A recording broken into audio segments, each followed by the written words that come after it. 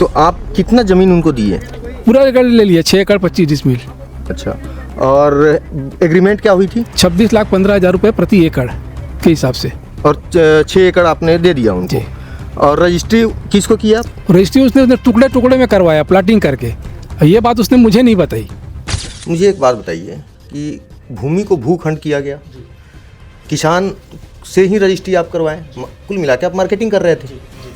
तो किसानों को आपने बताया कि भाई मैं इस तरह से मैं काम करूंगा, भूखंड करके आपको रजिस्ट्री करना है।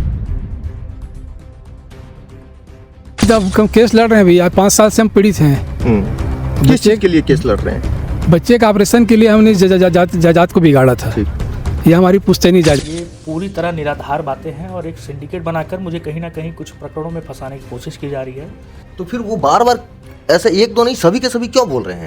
कितना समय हो गया? 4 साल हो गए हैं? 4 साल हो गए। अच्छा, आप लोगों का कितना समय हो गया? 5 साल हो गए। 4-5 साल का बात है। सन मैं तो सोच रहा था अभी का फिलहाल का बात है। सन 21 में लिया है वो। 5 साल से घूम रहे हैं।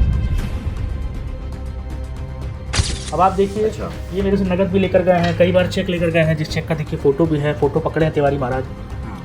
ठीक है, लेकिन ये कब का है? सत्येंद्र तिवारी जी ने एग्रीमेंट खुद लाकर बनाकर दिया मुझे। स्टाम्प खरीदने वाले सत्येंद्र तिवारी मार्फत सत्येंद्र तिवारी और प्राप्तकर्ता भी सत्येंद्र तिवारी। ये सत्येंद्र तिवारी वही है जो 1 करोड़ का चेक दिए हैं। दिविजा इंटीरियो बिलाई का ट्रस्टेड इंटीरियर डिजाइनिंग और मैन्युफैक्चरिंग स्टूडियो, जहां हर डिजाइन सिर्फ बनाया नहीं जाता बल्कि महसूस किया जाता है, और इसी सोच को हकीकत में बदल रहा है दिविजा इंटीरियो। पिछले दिनों हमने एक खबर बनाई थी, खबर थी बासिन की। कोई सरदार जी ग्रुप है जो किसानों को ठग रहे हैं। क्या कहना है इन सब विवाद को लेकर जो उन्होंने आरोप लगाया? किसानों ने, जो छत्तीसगढ़िया किसान हैं, जो आरोप लगाए वो कहाँ तक सही है? भैया नमस्कार। नमस्कार भैया। आपका नाम जोरावर है ना? और एक और कुछ नाम चेक पर मैं देखा था, वो क्या नाम? रणदीप सिंह मेरा नाम। हमको पूरा हकीकत बताइएगा कि क्या मामला क्या है ये? मामला कुछ नहीं बड़े भैया, ये पूरी तरह निराधार बातें हैं और एक सिंडिकेट बनाकर मुझे कहीं ना कहीं कुछ प्रकरणों में फंसाने की कोशिश की जा रही है। और लोग लगे हुए हैं प्रकरण कुछ ना कुछ, कहीं ना कहीं से कोई प्रकरण, लेकिन ये सारी चीज़ें सरासर धरातल पे एकदम जीरो है, क्योंकि हमारे पास हर एक चीज़ का लेन देन का प्रमाण हो, चाहे वो नगद हो, चाहे चेक के माध्यम से हो, चाहे वो वीडियो हो, चाहे वो फोटो हो, ये हर एक चीज़ें हमारे पास उपलब्ध है। और माननीय न्यायालय के सामने हमारा समक्ष हर एक कागज़ पड़ा हुआ है। कितना समय हो गया? 4 साल हो गए हैं? 4 साल हो गए। अच्छा, आप लोगों का कितना समय हो गया? 5 साल हो गए। 4-5 साल का बात है। सन मैं तो सोच रहा था अभी का फिलहाल का बात है। सन 21 में लिया है वो। 5 साल से घूम रहे हैं। दूसरी बात वो क्या है, पावर इलेक्ट्रॉनिक भी धोखा से ले लिए, उसके बाद अपना रजिस्ट्री करवा लिए। वो पावर अटॉर्नी धोखा से कैसे लेगा? वो तो वहाँ जाकर पावर अटॉर्नी बताया नहीं, पावर इलेक्ट्रॉनिक में साइन करवा दिया। जल्दबाजी में कार में आते थे, उतरते नहीं थे, बस वहीं से साइन करवा, तुरंत रजिस्ट्री ऑफिस चलो, आपको पैसा मिल रहा है ना, बस वही बोलते थे।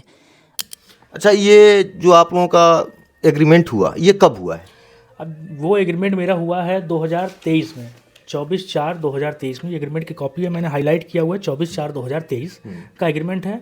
और आप लोगों ने उस न्यूज़ को देखा होगा, उस व्यक्ति ने कहा कि मेरा 2021 का 2021 का मामला। अब आप सोचिए, वो आदमी वहीं से झूठ बोलना शुरू कर बॉस, बात यह है कि एक कोई व्यक्ति नहीं बोल रहा है ना, वहाँ जो 4-5 लोग थे, सभी के सभी आरोप लगाए कि 2021 से मामला चले आ रहा है और एग्रीमेंट हुआ है, और आप लोग पैसा अभी तक नहीं दिए उनका। सभी का एग्रीमेंट बड़े भैया 2023 का है, किसी व्यक्ति विशेष का किसी एग्रीमेंट नहीं है। सबके स्टाम्प पेपर मेरे पास है, हमारे स्टाम्प पेपर हमारे पास है। जैसे ये सत्येंद्र तिवारी का है, सत्येंद्र तिवारी जी ने एग्रीमेंट खुद लाकर बनाकर दिया मुझे।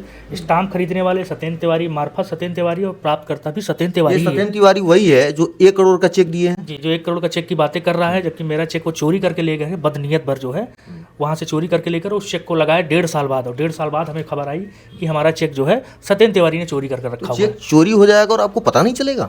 बड़े भैया, चेक जिस दिन चोरी हुआ ना, उस दिन मैंने दूसरे दिन तत्काल स्मृति नगर चौकी में मैंने कंप्लेन कराई, और कंप्लेन दर्ज कराते ही मैंने ना अपने यहाँ स्टॉप पेमेंट भी मैंने लगाया बैंक में जाकर। ये देखिए, स्मृति नगर पुलिस की जो है चौकी को मैंने आवेदन दिया हुआ था उसी समय जो है, ये करीबन घटना है 23 की फरवरी 2023। उस चेक पर डेट शायद हमने देखा था 25 का डेट डला हुआ। जी, मैं वही चीज़, मैंने पूरी चेकबुक, मेरी पूरी जो बंच होता है एक चेकबुक का, मतलब सील पैक, झिल्ली भी नहीं फटा होगा, वो पूरी चेकबुक गायब हो गई। और ये उसका स्मृति नगर चौकी से हमें जो मिलता है, हमारा 155 की कार्रवाई होकर वो है। और वो जो पूरी चेकबुक गायब हुई, मैंने तत्काल उसका रिपोर्ट मैंने दर्ज कराया चौकी में जाकर और अपने बैंक में जाकर। पाजी, एक बात बताइए, आपका ऑफिस इतना शानदार है, कैमरा लगे हुए हैं, लाइट जल रहे हैं, AC लगे हुए हैं, ठीक? चेक जब चोरी हो गई तो आपको पता नहीं चला चेक चोरी हुई? और जब चेक चोरी हुई तो कैमरा लगे हुए हैं, जब पैसे की लेन देन का वीडियो आपके पास उपलब्ध हो सकता है, तो चेक चोरी होने की फुटेज आपके पास कैसे नहीं? क्या हुआ आदरणीय, हमारा जब चेक चोरी हुआ ना 27/2/2024 को मेरा चेक चोरी हुआ, जो मैंने 28/2/2024 को मैंने आवेदन दे दिया स्मृति नगर चौकी और बैंक में जाके स्टॉप चेक लगा दिया। अब अमूमन आम आदमी क्या करता है, जब चेक चोरी होता है तो स्टॉप पेमेंट लगा देता है और FIR कर देता है और अपना नया चेक और पासबुक इशू होने के लिए डाल देता है। अब हमें तो ज़रूरत उसके बाद पड़ी नहीं चेक की जो है। अब ठीक 1.5 साल बाद सत्येंद्र तिवारी द्वारा मेरे चेक को लगाया गया, जिसका मैंने उनको जवाब भी दिया है कि ऐसा लगता है कि आपके पक्षकार ने मेरे पक्षकार का उस चेक ऑफिस से एग्रीमेंट करते समय पैसा लेते वक्त बदनीयत से चोरी कर ली और या उसके दुकान से चुरा लिया और उसका दुरुपयोग करना चाह रहा है। ये बातें मुझे कब एहसास हुई? ये बातें मुझे एहसास हुई 25/4/2025, मतलब कितने दिन के बाद? मतलब करीबन 13 से 14 महीने बाद, जब सत्येंद्र मतलब जब उन्होंने नोटिस आपको भेजा जी, तब आपको पता चला कि ये चेक इनके पास है। अभी तक मेरे मन में था कि चेक चोरी हुआ है, लेकिन चेक किसने चोरी किया? इन्होंने चोरी किया। लेकिन अमूमन ऐसा होता है कि अगर हमारे टेबल से चेक गायब हो गया जी और CCTV चालू है जी, तो आदमी देख तो जरूर लेता है भाई ये चेक कहाँ गया। जी, तो मैं वही बता रहा हूँ कि जब ये 15 महीने बाद मुझे पता लगा ना, तो किसी भी CCTV रिकॉर्ड का किसी भी के परिवार में या किसी के ऑफिस में, किसी घर में अगर CCTV कैमरा लगा तो अमूमन 15 से 20 दिन 1 महीने की रिकॉर्डिंग होती है। 13 महीने की रिकॉर्डिंग किसी के पास नहीं है, तो उस चक्कर में मेरी रिकॉर्डिंग मेरे पास, अगर मुझे पता होता कि सत्येंद्र तिवारी ने चुराया हुआ तो मैं डे 1 से जो है वीडियो निकालकर और सीधा हम जो है सत्येंद्र तिवारी के खिलाफ FIR लिखाते। हम चोरी होने का या गुम होने का FIR ही नहीं लिखाते। मुझे एक बात बताइए कि भूमि को भूखंड किया गया, किसान से ही रजिस्ट्री आप करवाएं, कुल मिला के आप मार्केटिंग कर रहे थे। तो किसानों को आपने बताया कि भाई मैं इस तरह से मैं काम करूंगा, भूखंड करके आपको रजिस्ट्री करना है, कुछ इस तरह का। तो आप कितना ज़मीन उनको दिए? पूरा एकड़ ले लिया, 6 एकड़ 25 डिसमिल। अच्छा, और एग्रीमेंट क्या हुई थी? 26,15,000 रुपये प्रति एकड़ के हिसाब से। और 6 एकड़ आपने दे दिया उनको। और रजिस्ट्री किसको किया आप? रजिस्ट्री उसने टुकड़े टुकड़े में करवाया, प्लाटिंग करके। ये बात उसने मुझे नहीं बताई। तो आपको पता नहीं था टुकड़े टुकड़े में प्लाटिंग करना, मतलब जमीन को भूमि को भूखंड में परिवर्तित कर रजिस्ट्री करना, वो कानूनन जुर्म है। जी, हमारे पास जो एग्रीमेंट है ना, जैसा कि मैंने आपको बताया कि सत्येंद्र तिवारी ने ही एग्रीमेंट मुझे बनाकर ला के दिया और सत्येंद्र तिवारी ही इस टाइप करा के लिखवा के रखे हुए हैं कि यह कि क्रेता भूमि की रजिस्ट्री अपने व अन्य किसी के नाम से टुकड़ों में करा सकता है, जिस पर विक्रेतागण और विक्रेता के वारिसानों को कोई आपत्ति नहीं है। रजिस्ट्री के समय सभी विक्रेतागण उपस्थित रहेंगे। ये खुद उन्होंने कराया है। ये अच्छा, ये हम जरा एक चीज़ मैं दिखाना चाहूँगा आपको। इसको परचेज कौन किया था? ये सत्येंद्र तिवारी खुद स्टाम्प कहीं तो होगा, स्टाम्प पे लिखा हुआ आगे फ्रंट वाले स्टाम्प पे होगा। ये देखिए कहाँ है? सत्येंद्र तिवारी। हाँ, ये आप देख सकते हैं। मार्फत भी सत्येंद्र तिवारी जो लेकर आते हैं और क्रेता जो वो भी सत्येंद्र तिवारी। और टाइपिंग कौन कराया? टाइपिंग भी सत्येंद्र तिवारी कराया। उनके घर के सामने एक टाइपिंग वाले हैं, जैन साहब बैठते हैं, इनका घर जैन मंदिर के पास में है। तिवारी बुक डिपो वाले हैं ना? जी, तिवारी बुक डिपो। खुद उन्होंने टाइपिंग कराया, खुद इन्होंने मेरे ऑफिस में लाकर साइन करा और नोटरी कराकर भी लाकर इन्होंने ही मुझे दिया जो है। मैं इनके घर वगैरह नहीं, सब सारी बातें झूठी और निराधार हैं। अब आप देखिए, ये मेरे से नगद भी लेकर गए हैं, कई बार चेक लेकर गए हैं, जिस चेक का देखिए फोटो भी है, फोटो पकड़े हैं तिवारी महाराज। लेकिन ये कब का है? ये चेक है 26 तारीख 12वां महीना 2023 के आसपास की, जब हमने रजिस्ट्री के आसपास की हमने इनसे ली। पाजी हमको एक चीज़ बताइए, वहाँ जितने भी लोग आए थे, एक जो तिवारी जी जो भी नाम उनका बता रहे हैं, एक सिंगल वो नहीं थे, और भी कुछ लोग थे, ग्रामीण लोग, जिन्होंने सभी के सभी आरोप लगाया कि पैसा आपको नहीं मिला। इसका क्या कारण है? मतलब सबके सब ऐसा आरोप कैसे लगाएगा आखिर? देखिए, जिस प्रकार मैंने सत्येंद्र तिवारी का प्रकरण का मेरे पास एक बंच पड़ी, एक फाइल बनी है जो न्यायालय में चल रहा है प्रकरण मेरा, जो उसी प्रकार सभी का मेरे पास एक बंच, एक पेपर और कागज़ बना पड़ा हुआ है। जिस दिन हमें ज़रूरत पड़ेगी, माननीय न्यायालय में ज़रूरत पड़ेगी, वहाँ या माननीय पुलिस प्रशासन के मुझे जाने की ज़रूरत पड़ेगी, वो पेपर उनके समक्ष ले जाकर मैं ज़रूर रखूँगा। क्योंकि ये एक भोले भालों किसानों को ले जाकर, भोले भालों किसानों को बहला फुसलाकर ये प्रकरण साजिश रची जा रही है मेरे खिलाफ। नहीं, ऐसा कौन हो सकता है? देखिए, ये कुछ भी चीज़ें हो सकती हैं। कुछ लोग अपनी राजनीति चमकाने के लिए या अवैध उगाही या अवैध वसूली के उम्मीद में बैठे होंगे, या उसी प्रकार की बहला फुसला कर, क्योंकि किसान बड़े भोले भाले होते हैं, इनको किसी प्रकार के भी आदमी ब्रेन वॉश कर सकता है। तो कुछ होंगे, कुछ लोग इस प्रकार की तैयारी कर रहे होंगे अपनी। अच्छा, ये जो कैश वाला पैसे की बात हो रही है, आपने नहीं दिया उनको, और सभी बोल रहे हैं कि पैसा हमको नहीं मिला, तो क्योंकि किसानों को गुमराह किया जाता है, लोग पढ़े लिखे नहीं होते हैं, गाँव के लोग मतलब थोड़ा भोले भाले होते हैं, तो ये मामला क्या है? अब देखिए कैश का मामला हमारे यहाँ बड़े भी इस प्रकार से वो होता है। देखिए इसमें क्रमांक, चेक क्रमांक, दिनांक, प्राप्ति, राशि और रकम, इसमें नगद और चेक द्वारा जितनी रकम होती है ना, ये सारी चीज़ों का मेंशन होता है और साइन कराया जाता है। इसका प्रमाण मेरे पास है। मुझे जब भी ज़रूरत पड़ेगी माननीय न्यायालय के सामने समक्ष रखने के लिए, जब भी मेरा न्यायालय प्रकरण चल रहा है, इसका ज़रूरत पड़ेगी मैं न्यायालय में समक्ष पेश करूँगा कि स्टाम्प इन्होंने साइन किया है भैया कि मैं इतना पैसा आज प्राप्त कर रहा हूँ ज़रूरत के वक्त, क्योंकि नगद का रकम का आपने उनका कहना है लगभग 1 करोड़ 85 लाख या 1 करोड़ के आसपास हमारा शेष बचा हुआ है। ये बहुत बड़ा रकम है। जी आप कैश उनको फिर कैसे दे दिए इतना? हमारा कैश जो है थोड़े थोड़े कुछ टुकड़ों में गया था, कुछ ग्राहकों के पास से कैश गया है। जैसे कई बार रकम, एक चेक की रकम अलग होती है, नगद की रकम होती है, तो वो नगद की रकम को इकट्ठा कर करके हमने उनको दिया, और कुछ जो छोटी मोटी बड़ी रकमें जो उनको दी मैंने जो है वो हम इधर उधर से अपने दोस्तों यारों से मांग कर व्यवस्थाएं की। अब आप देखिए इसका कुछ प्रूफ है आपके पास? बिल्कुल मेरे पास स्टाम्प भी है, साइन भी है, और जिस दिन मुझे ज़रूरत पड़ेगी माननीय न्यायालय के सामने मैं समक्ष रखूंगा। अब एक उदाहरण आपको देता हूँ, आप सभी भी देखिए और भैया आप भी समझिए कि जैसे मान लीजिए अपने जीवन में मैंने 200-300 प्लाट अगर बेचे हुए हैं, तो 200-300 लोगों की नगद की रकम होगी, तो मैं भी बोल सकता हूं कि मुझे भी नगद की रकम आज तक प्राप्त नहीं, तो क्या मैं अब 300 लोगों के ऊपर मुकदमा करने जाऊंगा? मेरा कोई आधार बनता है 300 लोगों पर FIR कराना? ठीक उसी प्रकार ये जो है कच्चे की रकम का जो है ये तमाशा बनाकर रखे हैं, नगद की रकम का तमाशा, जबकि मेरे पास नगद की रकम का स्टाम्प पेपर है, उस स्टाम्प में बाकायदे विवरण लिखा हुआ है, इन लोगों का साइन है, इनका साइन है, इनकी माता जी का साइन है, इनकी बहन का साइन है, और जिनको भी मैं नगद पैसा देता हूँ उनको स्टाम्प पेपर में साइन खुद करवाता हूँ। ठीक है।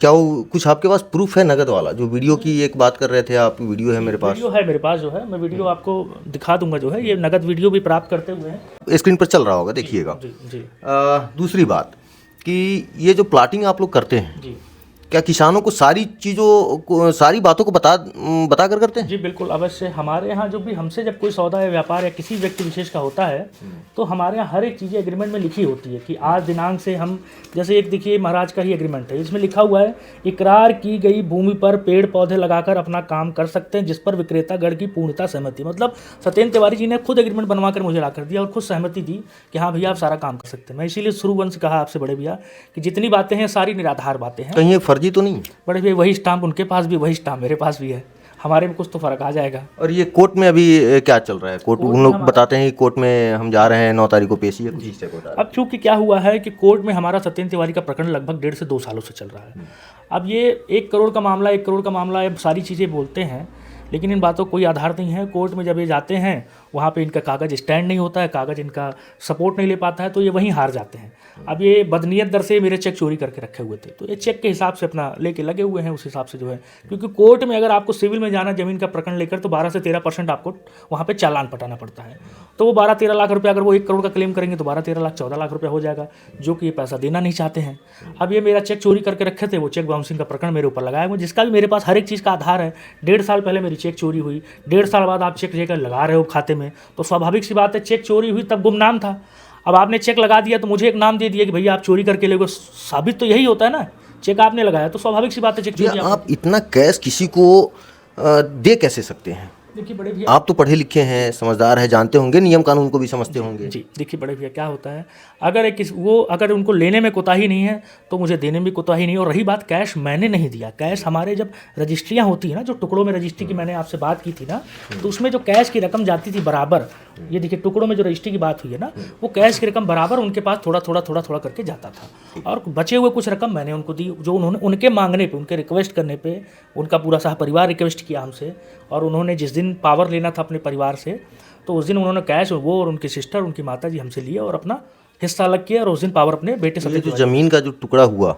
जी अब अगर कोई केस होता है जी, या कानूनी पचड़ों में अगर वो फंसता है किसान, फिर क्या होगा? ये कानूनी पचड़ों में किसान का वही नहीं भैया, उन्होंने पैसा लिया और हमसे रजिस्ट्री करा दी है, उन्होंने हमें ही सारी रजिस्ट्रियाँ कर दी हैं, और वो खुद हमारे ऊपर झूठा आरोप लगा के क्लेम करे। कानूनी पचड़े वो नहीं फंसे, उल्टा हम फंस रहे हैं, क्योंकि वो सरासर डे 1 से उनकी जो है नीयत बदनीयत डोली हुई है। क्योंकि जब हमने कोर्ट में भी इनका नोटिस आया तो हमने इनके वकील को ही बोला कि आपके जो पक्षकार है उनके मन में इनकी नीयति खराब है, इसलिए वो ऐसा तमाशा बना रहे हैं। अच्छा, आप जो तिवारी जी हैं उनके घर भी गए थे? नहीं, तिवारी जी घर में कभी नहीं गया, वही अपनी ज़मीन देने के लिए बासिन में आए थे। वो तो बोल रहे हैं ना कि वीडियो में कि वो मेरे घर भी आए थे, मेरे बच्चे को भी देखे थे। नहीं, ऐसा कभी नहीं है। उन्होंने मुझसे बासिन में मुलाकात की, बासिन में ज़मीन दिखाया, उन्होंने बासिन में ज़मीन दिखाया, मैंने बासिन ज़मीन पसंद की, सारा सौदा ऐसा सड़क पे चलते हुए 2 टोक में हुआ। फिर मेरे ऑफिस आए, ऑफिस में आके और बहुत सारी जो बातें होती हैं लीगलिटी वाली जो हम करते हैं, वो हमने बातें की। बातें करने के बाद यही सौदा और यही बयाना कुछ दिया शगुन के तौर पर, वो टाइप करा कर लेकर आ दिया एग्रीमेंट। आपके अनुसार जितने भी व्यक्तियों ने आरोप लगाया आप पर जी सब झूठे और निराधार हैं। जी बिल्कुल, क्योंकि हमारे पास हर एक चीज़ का प्रमाण है, चाहे वो नकद का हो चाहे वो चेक का हो। हमारे पास फोटो है, वीडियो है, स्टाम्प है, उनका साइन है, स्वाभाविक सी बात है, सारी चीज़ें हैं।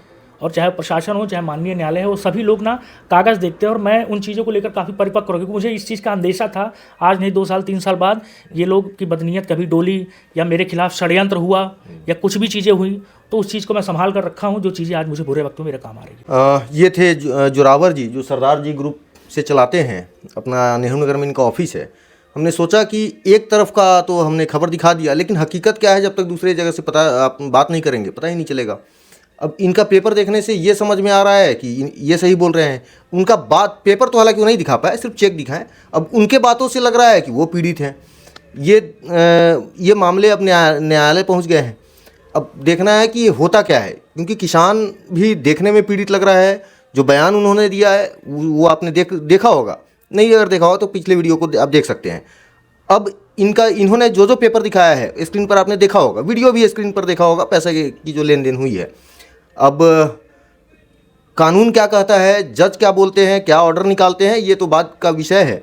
और आपके वकील साहब से तो बातचीत हो रही होगी, उनका क्या कहना है? वकील साहब बोले कि जोरावर जी हम अपनी जगह बहुत सही है, ये अपनी निराधार बातें इस प्रकार करते रहे, ये खाली मेरी आलोचनाएं कर सकते हैं और कुछ नहीं कर सकते। प्रभु का आशीर्वाद हमारे ऊपर है। मैं हमेशा कहता हूँ सरदार जी ग्रुप मतलब भरोसा, तो भरोसा कायम है तब तो पूरा प्रदेश ही नहीं, बाहर के राज्यों के लोग हमारे पास आके इन्वेस्ट करते हैं। ये दुर्ग शहर की बात नहीं, ऑल ओवर छत्तीसगढ़ नहीं, पूरे भारत से हमारे यहाँ लोग खरीदते हैं। लेकिन एक बात है भैया, आपको एक चीज़ बता देता हूँ, दूसरा कोई पीड़ित व्यक्ति आएगा फिर मैं उन खबरों को दिखाऊंगा। सरदार जी मतलब भरोसा बोल रहे हैं, ठीक है, अच्छी बात है, लेकिन अगर दूसरा कुछ आया मेरे पास तो उन खबरों को भी मैं दिखाने का प्रयास करूंगा। बिल्कुल आप दिखाइए, आपका अधिकार है, आप पत्रकार है। मुझे बहुत अच्छा लगा कि आप निष्पक्ष है, दोनों पक्षों का सुने। आप जैसे होनहार पत्रकारों की इस प्रदेश को बहुत ज़्यादा ज़रूरत है। तो कई बार क्या होता है ना कि हम लोग भावुक होकर या कुछ लोग अगर आरोप लगाते हैं तो उन सब चीज़ों को हम लोग दिखाते हैं, जो कि दिखाना भी चाहिए। ये मैं सोचता हूँ कि जो पीड़ित है उसको दिखाना ही हमारा काम है। और बाद बाकी आलोचना तो लोग करते रहते हैं। एक चीज़ है, आप पूरी वीडियो, दोनों वीडियो को अगर आपने देखा होगा तो आपको क्या लग रहा है आप कमेंट ज़रूर करें, लोगों को ज़रूर बताएं, वीडियो को शेयर भी ज़रूर करें। धन्यवाद।